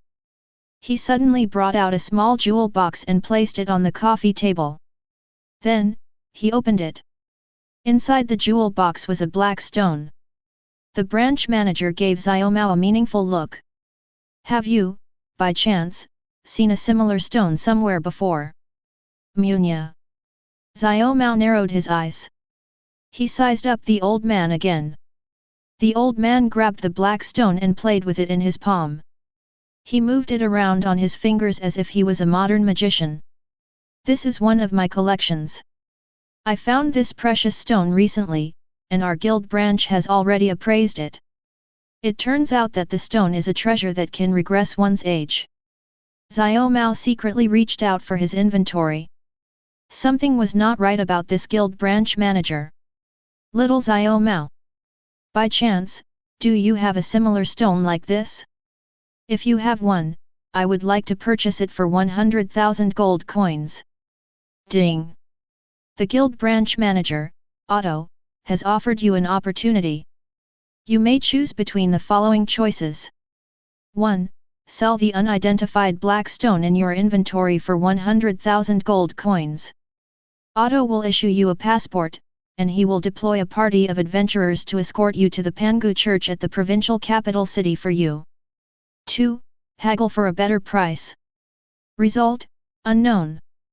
3. Tell Otto that you don't have one. Result, unknown. Chapter 17 Cat Dad and Corrupted Guild Branch Manager. This NPC is already being converted. Xiao Mao was inwardly surprised. The corrupted spirit stone might have already corrupted Otto, as the NPC showed a common symptom of being brainwashed by the stone. There were 4 known symptoms. The patients always flaunted their corrupted spirit stones to others. They always searched for more spirit stones. They always mistook the stone for a precious jewel with a dreamlike effect that they wished for. The sclera of the patients gradually darkened as the mutation slowly convert the host into one of Chaos Demon God's apostles. Once the apostle transformation was completed, their behavior would change, and they would gather fellow Chaos Demon God's believers to fight against the Pangu Church. This was a mechanism that Pangu Incorporate's CEO, Pan Xian, revealed in the later years after the usage of corrupted spirit stones was revealed. And now, Otto showed 3 of the 4 common symptoms of being corrupted by the stone. It was a matter of time before his personality changed and began to wololo other people like a priest unit from an RTS series. Xiao Mao pitied Otto. Now that he was cursed by the stone, the only way to save him was to bring a bishop from the Pangu church to cure him, which was nearly impossible at this stage of the game. "I'm sorry, Munya. I haven't seen them before, Munya." Ding! Otto laughed. "It's alright to deny it, but I can sense that you have one on you. You see, I'm very sensitive to the energy of this stone. Don't you need pocket money for your adventure in the future? I can buy that stone from you. How about 200,000 gold coins? Ding! Otto has given you another offer. You may choose one of the following choices. 1. Accept the deal. You will obtain 200,000 gold coins, 1 passport, and a squad of elite adventurers under Otto to serve you for a month. 2. Refuse the deal. Result, unknown. 3. Haggle for a better price. Result, unknown. 4. Forget the deal. All your stones belong to me, Munya. Result, Otto and seaside towns NPCs will hate you. What the heck are these choices? Xiao Mao scoffed at the game's attempt to toy with his decision. Only idiots would have chosen the last option and provoked the entire town of NPCs. Xiao Mao shook his head again. This stone is too precious for me, Munya. I can't sell it to you. Ding. Otto is frustrated because of your stubbornness. Current hatred, 2 stars. NPCs of this game always revealed their positive or negative impression to the players through the game system. Players could see how they thought of them in the relationship menu. Being good to the NPCs gave players favorability stars. By having a higher star, players could receive various perks, such as discounts for their shop's items, free gifts, secret information, unique quests, or random treasures. On the other hand, negative impressions and hatred of NPCs could penalize players. For example, strong NPCs could give abnormal status effects to players, such as curses. Townsmen and peasants might employ the guild's adventurers or mercenaries to hunt the players down, while the nobles and NPCs with authority might constantly harass the players. Even shop owners might refuse to do business with the players. Xiao Mao sighed. He had done it now, and Otto might be the authority type that usually employed other NPCs to harass players. Otto's eyes turned cold. He stared straight into Xiao Mao's eyes. 500,000 gold coins, and I'll recommend you to other guild branches. I'll enlist a veteran mercenary to protect you for 3 months. Ding! Otto has given you another offer. You may choose one of the following choices. 1. Accept the deal. You will obtain 500,000 gold coins, 1 passport, 100,000 contribution EXP, and a squad of veteran mercenaries to serve you for 3 months. 2. Refuse the deal. Result, Otto will be enraged. Xiao Mao started sweating. He sweated not because of the threat of making an NPC his enemy, but because of the options. The rewards for the first choice were too low. Xiao Mao remembered the future price of a corrupted spirit stone. After the Heavenly Dao patch had been introduced, Chaos Demon God factions players offered 100 to 200 packs per stone at the minimum, and 1 pack could be exchanged for 1 million gold coins. 1 spirit stone's average price was 150 million gold coins. This offer was a joke. This was a scam. Although it was a scam, regular players would have accepted this offer right away without hesitation. After all, the item couldn't be identified by normal means. Should I refuse again? This stone is my only clue to the first scenario quest, though. I can also take risks to trigger the chain quests, but is it really worth it? Xiao Mao deeply exhaled and was about to refuse the offer and take risks. But then, he remembered that mysterious skill that came with him. Bloodline passive, Mastery Max. Munya Munya Munya Munya Munya. Munya Munya Munya Munya Munya Munya Munya Munya Munya. He thought of yesterday's glitches that blessed him with a good item drop rate. He wondered if he could do it again since he had this mysterious passive skill. The drop rate is glitched right now. Yesterday's hunt might have been a fluke. But if this skill really allows me to get the 100% drop rate, I can probably get more spirit stones after I kill more elite monsters. Xiao Mao's pupils expanded as he had an inspiration.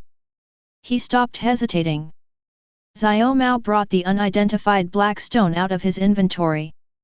For the long-term investment, it was better to yield now and find new stones from elite monsters. You're a good haggler, Munya. I give up, Munya.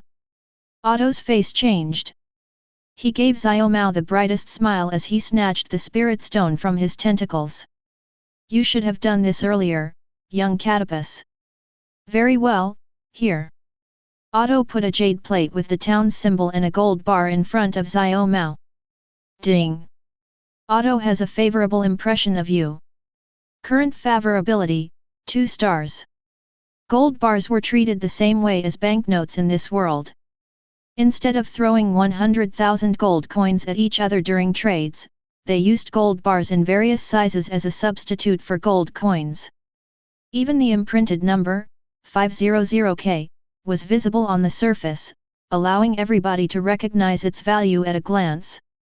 As for the jade plate, it came at the size of an ATM card.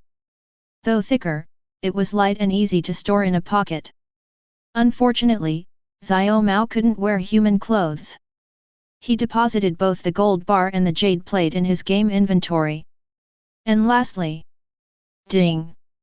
100,000 EXP was enough to raise the contribution level from 0 to 1. From now on, Xiao Mao could enjoy the game allowance of 1 pact every week. Just by logging in at least once a week, Xiao Mao could earn 1 pact every Sunday at 7 am. The number was insignificant. However, players could raise the level to the maximum of 100. Therefore, a player could potentially earn 100 packs every week. Xiao Mao glanced at his contribution level and snorted at it. The cap would be increased to 1000 after the landlord patch was in effect. After that, more investors, gold farming companies, ambitious players and pro players would follow the trend and heavily invest in the game, causing the pact price to soar. But that was far in the future. Xiao Mao put the matter to the back of his head. He looked at the corrupted guild branch manager. Is there anything else, Munya? Otto smirked as he played with the 2 black stones in his hands. No. You may leave. Oh, you should wait in this town for a day or 2. It will take a while to commission veteran mercenaries to escort you to the Yeet City. Thanks, Munya. Ding. Unique quest, Suspicious Guild Branch Manager's Activities. You have been forced to sell the unidentified black stone to Otto. Fortunately, you chose to compromise and avoid a direct confrontation, so Otto no longer pays attention to you. Still, this behavior is not something a guild branch manager should have. You should report this to the Yeet City's authorities or the Church of Pangu to report the suspicious activities of Otto. Quest objective: find a bishop of Pangu Church or guild branch manager of Yeet City's Adventurer Guild and report this incident to one of them. Reward: unknown. Asterisk: be wary of Otto's veteran mercenaries. Xiao Mao was surprised. He thought that he had chosen to end the quest series that related to Otto's greed. Instead, he triggered another quest. Moreover, the trigger conditions were odd. It was a unique quest, that only one player on the entire server could complete, and it was done in a first-come first-serve fashion. Xiao Mao had doubts. If the triggering condition was to sell the stone to Otto, why hadn't other players done it before? Was there a trick to it? Then, Xiao Mao read the last line. Be wary of the mercenaries. As Xiao Mao left the building, he pondered about the line, which was colored in red. Usually, red texts in-game were secret information that came from a legendary skill add-on, such as protein from fish. However, the mysterious Munya skill appeared and hinted to Xiao Mao about the mercenaries. It piqued Xiao Mao's interests. Veteran mercenaries. So, refusing Otto twice and selling him for 500,000 gold coins might be the condition to trigger this quest, since the first 2 offers didn't include them in the picture. I might be ambushed or backstabbed if I go with the mercenaries.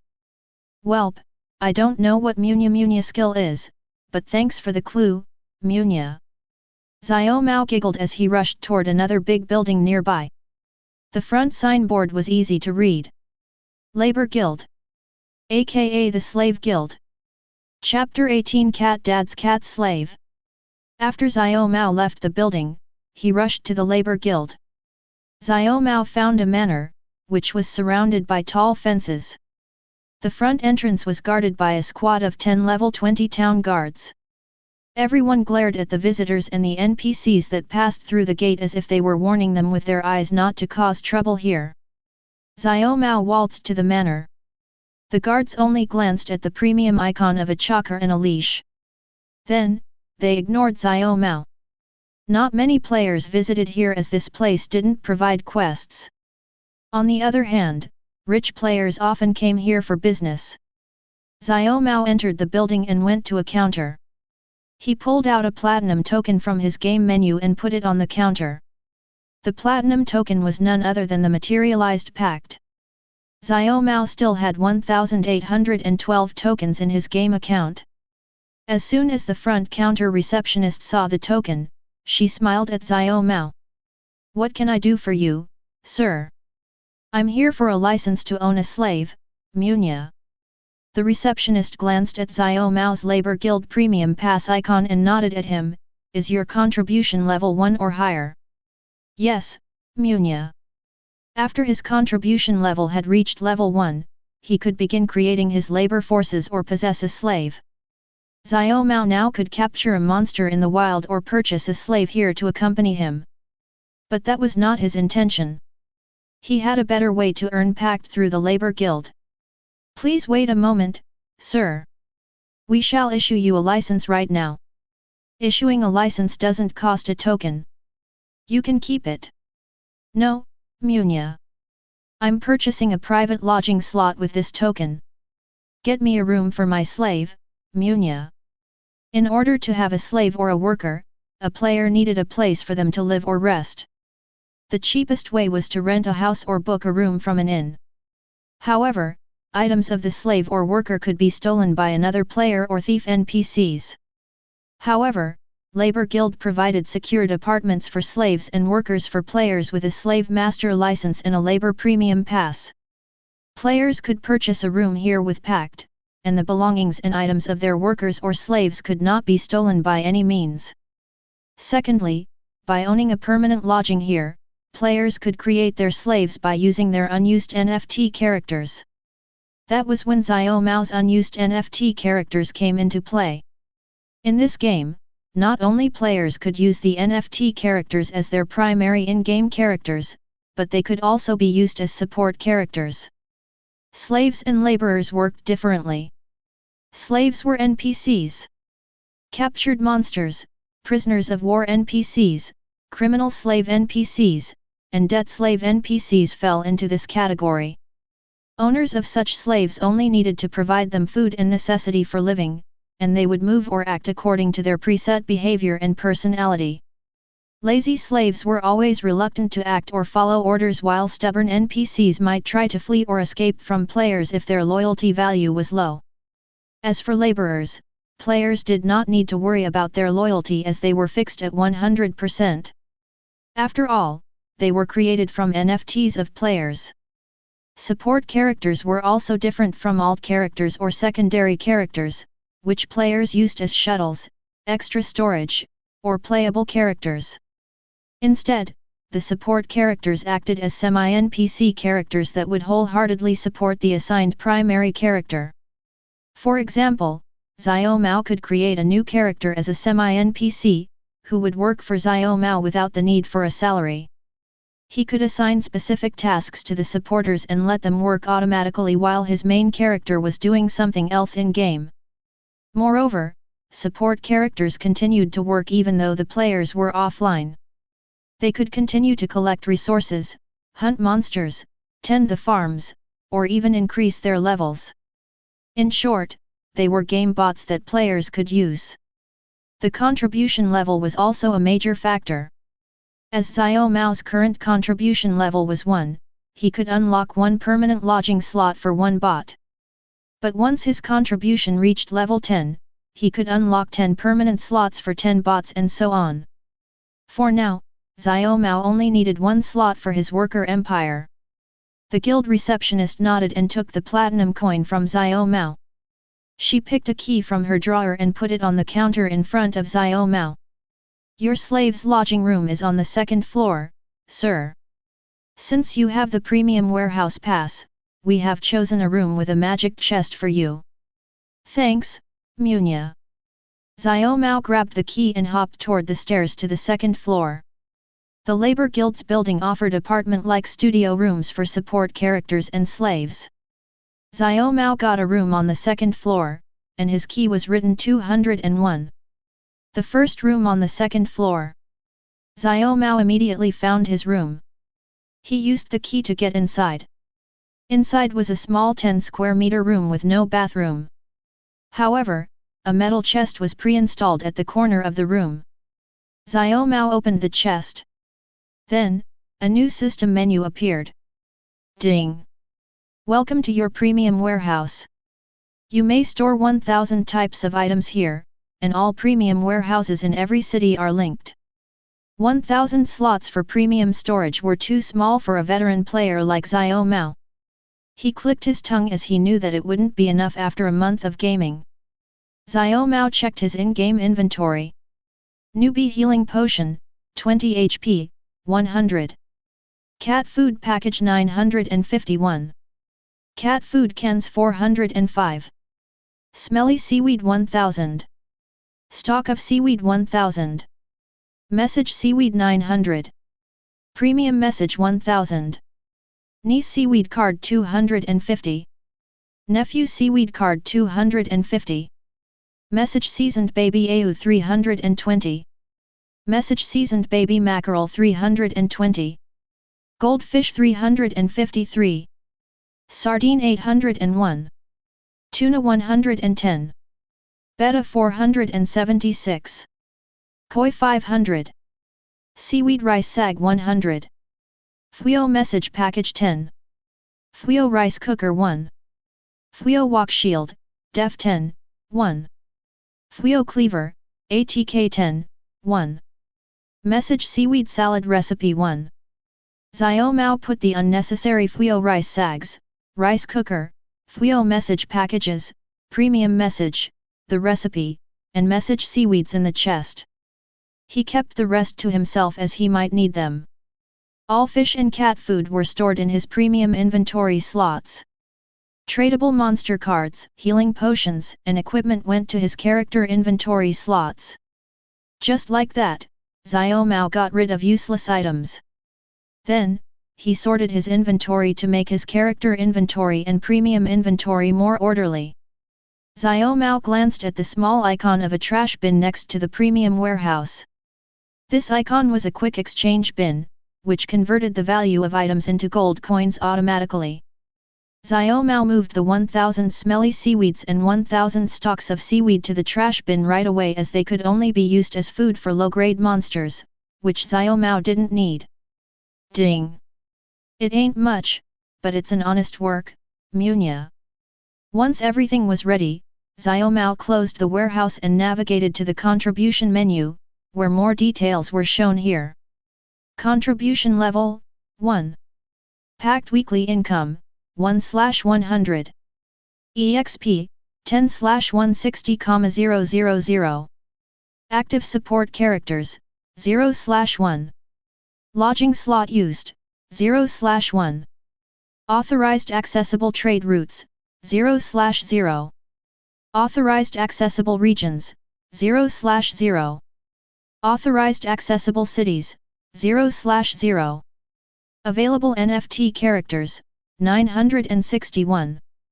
Available NFT fragments, 38. Available packed, 1811. Xiao Mao ignored the detail of accessible regions and cities as they were irrelevant at his current stage. He pressed the bottom button Create New Support Character. After pressing it, the cards of Xiao Mao's NFT characters appeared. 800 common NFT characters. 100 uncommon NFT characters. 45 rare NFT characters. 25 rare NFT fragments. 15 super rare NFT characters. 10 super rare NFT fragments. 1 ultra rare NFT character. 3 ultra rare NFT fragments. Everything was sorted and arranged by rarity. Xiao Mao could see the portrait of a pretty Oni samurai, aka the ultra rare NFT character that Xiao Mao had gotten from the gacha machine. Xiao Mao swiped the menu and filtered the list and selected several names and tags that he needed. Soon, less than 100 NFT characters showed in the menu. The rest was hidden. Xiao Mao scanned the list and picked one of the NFT cards. Rarity, Common. Race, Human. Job, Fisherman. Unique skills, Fishing Spot Finder. This NFT was an average life skill character. Aside from the ability to find a good fishing spot, he was not worth investing in. Still, Xiao Mao selected the Asian-looking character NFT portrait and pressed the confirm button to finalize the character creation process. Ding! Slave 1, Munya. Error. Reinitializing. Xiao Mao sensed a déjà vu. He immediately opened the game menu and looked at the logout button. It was still clickable. Xiao Mao let out a sigh of relief. I got scared for a second, Munya. Ding! Detecting your character's unique bloodline ability. Will you bestow your bloodline to your new character? What the butthole of a cat, Munya? Xiao Mao was confused. The game was toying with him again. What bloodline? What bestowing bloodline? There was no such thing in his previous life. What happened here? Again, Xiao Mao glanced at his mysterious skill.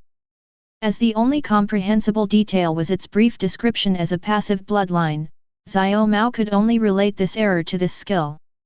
Since Xiao Mao didn't know what it could do other than giving the 100% drop rate to the user, Xiao Mao allowed the game to bestow the unknown bloodline to the new character. There was nothing to lose anyway. Go ahead, Munya. Make this trashy slave of mine OP, Munya. Ding! Whoosh! In the 10 square meter room, a thin dark-skinned Asian man appeared. He looked at Xiao Mao with bright eyes. Xiao Mao rechecked the supporter's status and skill again. Rarity, common. Race, human, evolvable. Job, fisherman, evolvable. Unique skill, fishing spot finder.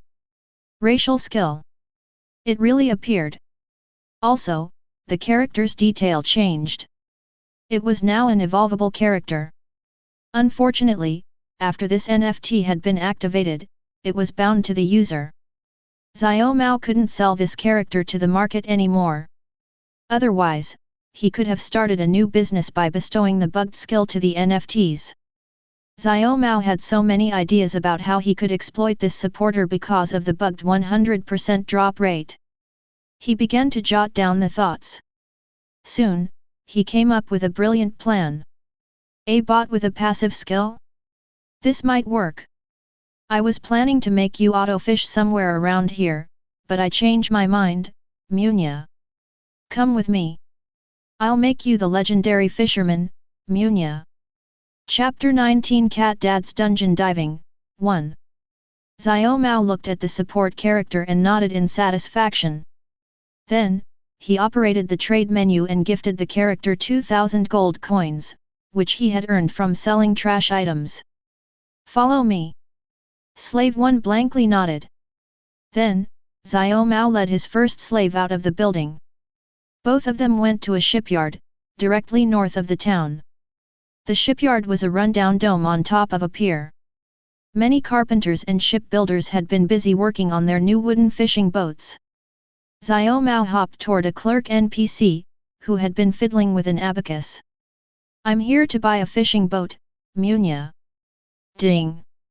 A shop menu appeared before Xiao Mao. He quickly selected a wooden fishing boat, which had a price tag of 400,000 gold coins. The item entered Xiao Mao's game inventory right away as an icon.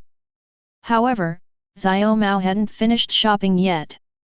He went to a fishing shop nearby and snagged 2 brand new fishing rods, 10 jars of earthworms, spare fishing lines, and a large fishing net. Xiao Mao turned toward his slave and passed the items to him. Then, he went to another place. This time, Xiao Mao went to a weapon shop and bought 20 bamboo spears. He stored them in his inventory and rushed back to the dock. Slave 1 waited there patiently. After Xiao Mao returned, he followed after the latter. Xiao Mao rushed to the pier. He clicked on the fishing boat icon on his inventory screen. Ding! Yes, Munya. A green blueprint hologram of a wooden fishing boat manifested. The hologram moved around according to Xiao Mao's line of sight, acting as a preview of where the boat would appear upon activation. Xiao Mao moved closer to the sea and directed the hologram to the water. Then, he activated it in his mind. A brown wooden fishing boat materialized in midair and dropped to the sea as if someone had input a GTA car summoning cheat code. The boat was 7 meters in length and 2.5 meters in width. It came with a standing shelter and a pre-installed Munya motor, which could be fueled by the player's MP. However, nothing was luxurious about it as no radar or bed was installed on it. After all, it was a basic fishing boat, not a cruiser or a yacht. Slave One's eyes glittered. He opened his mouth and drooled. Xiao Mao laughed at his support character's behavior. He unloaded the bamboo spears on the boat. Get on the ship, Munya. I'll bring you to a nice place, Munya. Slave One smiled and nodded. He hopped on the fishing boat and examined it for several minutes. Xiao Mao opened his game menu. A new tab appeared, and the status of Slave One was shown. Rarity, Common. Race, Human, Evolvable. Job, Fisherman, Evolvable. Unique skill, Fishing Spot Finder. Racial skill. Current orders, follow Xiao Mao. Level, 1/50. EXP, 0/1000. Status attributes. STR, 1. Dex, 1. AGI, 1. VIT, 1. Int, 1.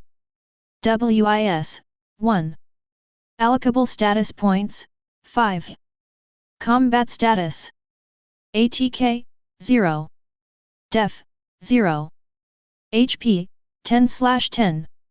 MP, 10/10. As expected of a common character, his starting allocable attribute points were low, and the level was capped at 50. However, this character's level could be increased a lot faster than Xiao Mao's character. Xiao Mao sighed as he allocated 1 point to STR, Dex, AGI, VIT, and WIS each. At least, he wouldn't be fighting against monsters other than using his basic strength to fish. After Xiao Mao had done everything, he hopped on the boat's console and started the engine. The old Munya engine let out a ta-ta-ta sound. Xiao Mao moved the accelerator throttle forward, and the ship began to sail. The ship sailed north for 5 kilometers. Xiao Mao looked ahead while he operated the ship with his weight and tentacles. He could see a famous island where many players in his previous life always competed for a farming spot. As no scenario quest had been triggered yet, nobody knew about the worth of this abandoned island. Xiao Mao parked the ship at a broken pier of the island. He hopped down and turned to Slave One. You have all the tools and the ship. From now on, the ship is yours, Munya. I want you to get as many blue rarity fishes and rare items for me. If your inventory is full or your boat can't store more items, you can go back to the labor guild and store all fish and rare items in the chest, Munya.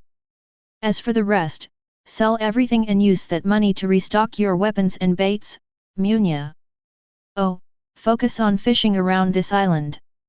There are gold rarity fishes around here, Munya. Slave One nodded. As if he knew what he needed to do, he got on the ship and sailed west. Xiao Mao laughed as his bot didn't even care if his boss would be stranded on this abandoned island. The catapus turned around and looked at the high forest mountain. From a glance, the peak should be at least 100 meters above sea level. Xiao Mao grinned. He hopped into the dense forest of the island.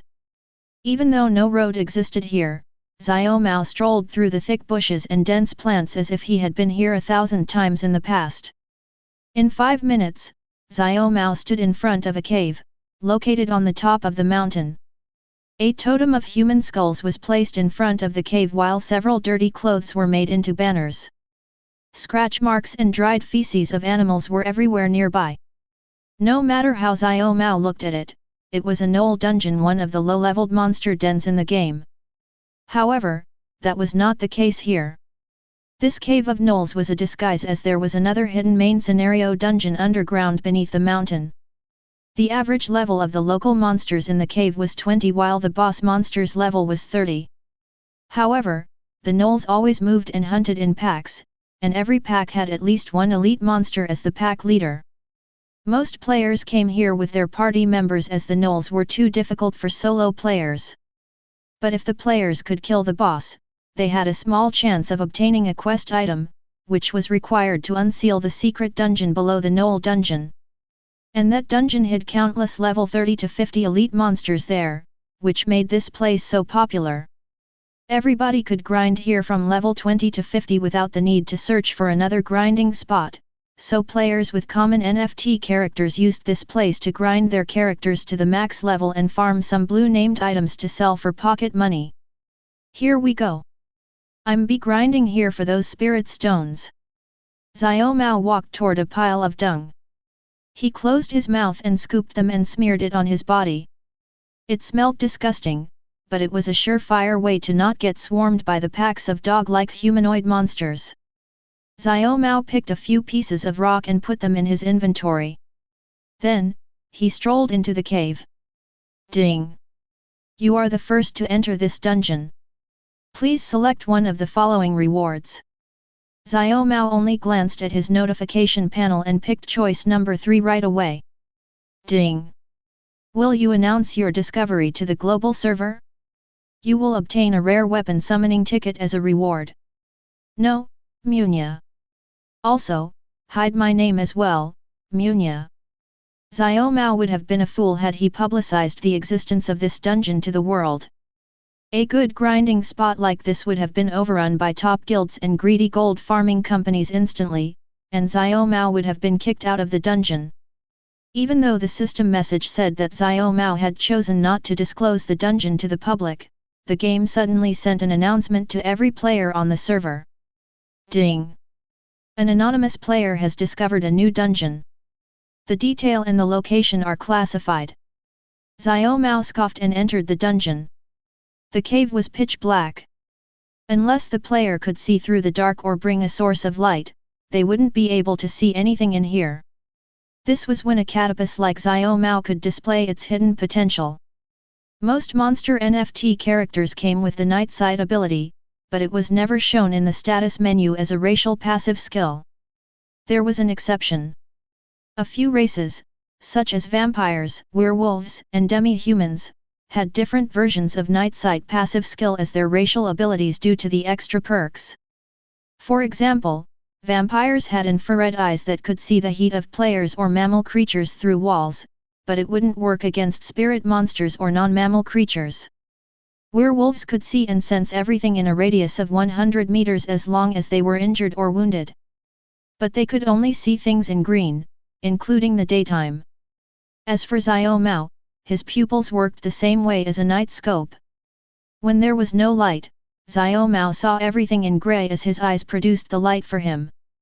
After walking 10 meters, the first group of gnolls was before Xiao Mao. The leader of the pact was a 2 meters tall demi-human with a hyena head. He wore leather armor and wielded a large club. As for the other gnolls, they walked around naked and sniffed around. Xiao Mao quietly hid behind a rock and made himself as smallest as possible. One of the gnolls twitched his nose. He snorted and panted while he approached Xiao Mao. Xiao Mao pretended to be a rock and sat still. Soon, the gnoll stood before Xiao Mao. He crawled on all four and raised one of his legs. Golden liquid splashed on the rock next to Xiao Mao. A few drops got on his fur. The gnoll was remarking his territory as he sensed the smell of another gnoll's poop. While the gnoll was peeing, Xiao Mao crawled behind it. He brought out the Fuyo cleaver. Then, he leaped at the gnolls, who had shown his butt and balls. Suek. With one slash, the round balls of the gnoll was cut off. Chapter 20 Cat Dad's Dungeon Diving, 2. Critical Damage 190. The gnoll whimpered as its HP decreased by 2/3. His noise alarmed the other gnolls. But it was too late for them to come and help him. Xiao Mao's cut up the stomach of the gnoll, causing its innards to gush out of the opened wound. The gnoll cried before it vanished. Ding! The loot was mostly food and craft ingredients. However, the EXP reward was worth the investment. This amount of EXP came from level difference bonuses and the reward from the Knoll dungeon's difficulty. However, it was not enough to increase Xiao Mao's level right away. This was the downside of using an ultra-rare NFT character. The EXP requirement for leveling up was a lot higher than other NFTs with a lower rarity. Still, Xiao Mao didn't come out empty-handed. He scored one of the rarest items that normal monsters here could potentially drop after being killed. It was a gold-named item. Boots of Hyene, Hyene set. Type, Equipment. Requirement, Level 20, Humanoid race. Equipment effects. Def plus 20. AGI plus 10. Movement speed plus 10%. Set effects. 3 of 6 set items equipped, increase attack speed by 10%, Dex plus 10. 4 of 6 set items equipped, all monsters drop 100% more gold coins upon death. 5 of 6 set items equipped, AGI plus 10, increase movement speed by an additional 10%. 6 of 6 set items equipped, enable blood tracker passive skill. It was not something that Xiao Mao could use. However, it could fetch a lot of gold coins had Xiao Mao put it in an auction. But before Xiao Mao could do anything to the item, he sprinted out of the cave with all his might as the angry gnolls chased after him. They barked like dogs and ran on all four while Xiao Mao jumped like panicking bunny. A few minutes later, Xiao Mao concealed himself on top of a tree. A group of gnolls sniffed around, searching for Xiao Mao. Even the elite captain barked and roared in anger. After 10 minutes of hiding, the group of gnolls gave up and returned to the cave. Xiao Mao let out a sigh of relief. Currently, he was too weak to take on the gang of gnolls, so he could only fight like a coward. Again, Xiao Mao covered himself in dung and sneaked into the cave again. Soon, he ran into the same group of gnolls, who had chased after Xiao Mao. However, another group of gnolls patrolled toward the area. 2 elite gnolls sniffed and bared fangs at each other. Their subordinates also glared at their rivals and barked. The two groups started getting noisy. The loud monsters looked like 2 packs of hyenas, fighting over their turf. At that moment, Xiao Mao pulled out a stone from his inventory, which he had picked up in front of the cave. He aimed and threw it at one of the edgy gnolls. Pa! 15 damage. The gnoll growled in anger and frustration. It looked around to find the culprit. But the other gnoll party sneered and laughed at him. Roar! Being angered and humiliated, the gnoll attacked his rival in front of him. A group brawl ensued. Both elite monsters attacked each other with their clubs while their minions clawed and mauled their opponents. Xiao Mao held back his laughter. He patiently waited for them to duke it out. Strangely, their HP didn't decrease much. Everybody's HP bar was reduced by 50%, but the progress stopped there. After a while, they stopped fighting. The subordinates whimpered while the elite monsters simply scoffed at leading their men away. After the fight, 2 groups walked away. The first group walked toward the entrance of the dungeon and rested there. 6 of the monsters panted in exhaustion and lay down to sleep, including the elite gnoll. As for the other 3, they separately looked around the cave to hunt for some rats to eat. Xiao Mao had been waiting for this moment. He stalked after one of them, who was walking out of the cave. RRRR. The separated gnoll sensed something. He turned around and noticed a white pile of poop. He got closer to the white ball of poop. Then, he sat down, leaning over to sniff it. At that moment, the white poop revealed its true form. Xiao Mao opened his eyes and pulled out his trusty cleaver. Then, Xiao Mao sliced horizontally, cutting the gnoll's neck and artery veins. Critical hit. 190. The gnoll vanished without letting out a sound. Even the trace of blood and the smell were gone. Xiao Mao turned around to check at the others. Fortunately, no one noticed the deed. I'm Agent 47, Munya. Xiao Mao ignored the spamming messages of the item rewards. He sneaked closer to the other patrolling gnolls. One of the two patrolling gnolls was busy chasing after a cave rat while the other circled around a stinky corner and squatted down, taking a poop.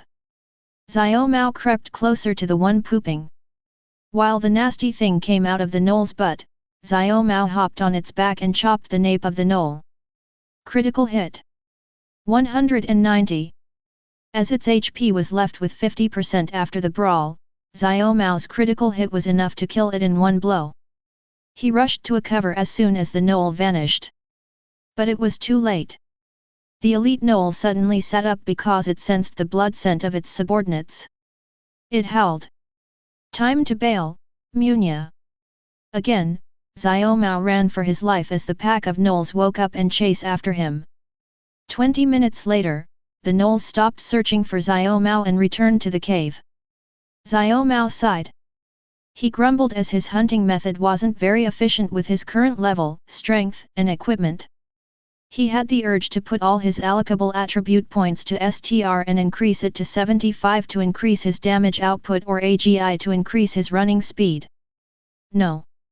Until I max the free attributes, I'll keep the free points as it is.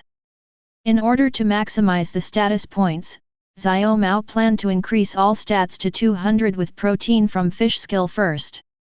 Then, he would allocate free attributes to the stats. Had Xiao Mao increased it now, he would have wasted the points as the highest bonus from protein from fish was limited to 200 points. For example, if Xiao Mao added STR to 200, he wouldn't be able to gain any point in STR by eating fish. But if he didn't add stats to the attribute, he could keep eating it until the STR reached 200. Then, he could use free points to increase the STR attribute. It will be annoying, but it's just time-consuming. I can't allocate my points yet. Xiao Mao refrained from adding any attribute to his permanent stats. He re-entered the cave and tried to separate the gnolls again. He had already killed 3 of them. Logically, there should be only 7 gnolls in the group, including the level 30 elite monster. However, the dead gnolls were respawned.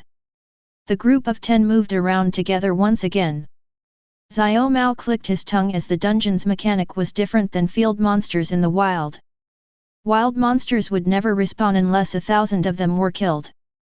Then, 2,000 monsters and 1 additional elite monster would be respawned to replace the lost mobs. After the 2,000 newly spawned monsters were killed, 4,000 would be respawned, including 2 elite monsters. They kept multiplying until they spawned over 20,000 monsters at once. Then, a global event quest would be triggered to reset the respawn number back to 1,000.